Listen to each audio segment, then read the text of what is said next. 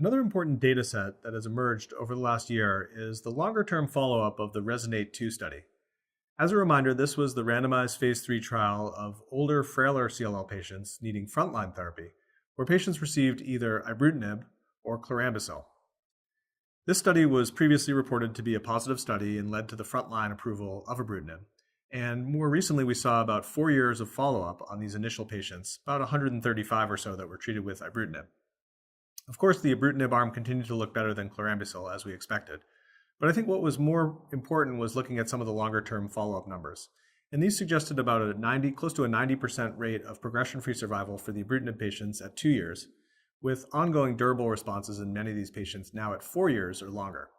So it does suggest a durability to the response. We did also see in this study about 12% of patients needed to discontinue ibrutinib due to other reasons, and these included toxicities or other adverse events.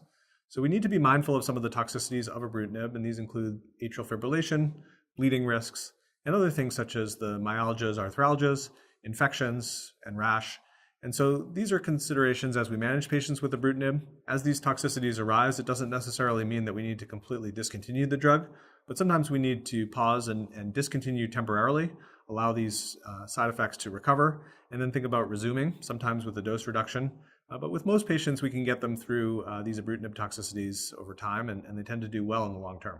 So in the comparative studies of ibrutinib versus, for example, bendamustine and rituximab, the ibrutinib arms certainly do look favorable from a toxicity profile.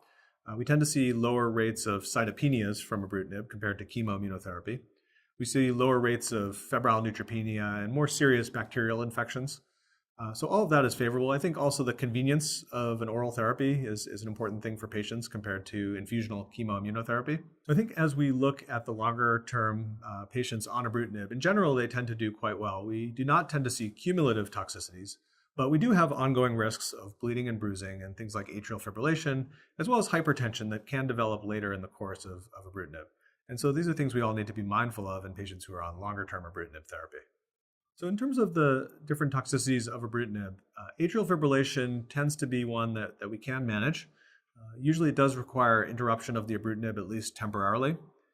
To me, the bigger challenge of the atrial fibrillation is that for our older patients, they typically do meet criteria for starting anticoagulation to prevent stroke. And then when we go to resume the ibrutinib, we have a patient who is on anticoagulation and then also on ibrutinib, which, as we know, can increase the risk of bleeding and bruising. And so that is a challenge with the drug, but I think that overall most patients tolerate it well. The atrial fibrillation is generally manageable. But I do think as more alternatives come along, that it will be interesting to see how things go in terms of whether patients will be switched to other drugs that may not have as much risk there. So personally, I've used ibrutinib now for several years, and I have a number of patients who are on long-term therapy. And I would say in general, those patients have been doing very well. I tend to find in my population that when we see toxicities, it tends to be early on, often within the first weeks or months of starting the ibrutinib. I personally have not seen as much in the way of later toxicities. So my patients now who have been on ibrutinib 4 or 5 years or even longer are doing very, very well in general. So quality of life on ibrutinib for most patients is very good. If we take the patient in our case example here, this is a patient who's feeling pretty poorly right now. He has fatigue, he's had unintentional weight loss, lymph nodes which are uncomfortable. And so one of the first things that I often find patients remark on is that their lymph node disease can begin to shrink down really right away after starting ibrutinib. Within a few days, they notice that improves. The fatigue can take a little longer to improve, and eventually most patients will put weight back on.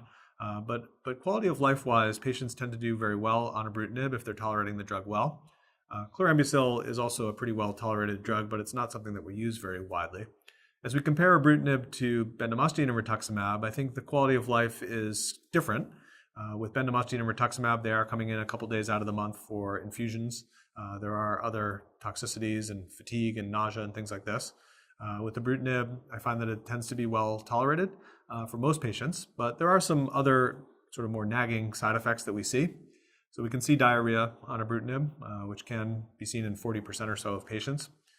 We can also see myalgias or arthralgias, which can sometimes be problematic. Again, not a reason necessarily to completely discontinue ibrutinib. Sometimes we do need to hold the drug and give supportive measures with NSAIDs or other adjuvant types of therapies for pain. Usually when we resume ibrutinib, we can start with a dose reduction first to see if that helps. And some patients may just need a lower dose of ibrutinib to get around this arthralgia issue. But it's not necessarily a reason to move away from the drug.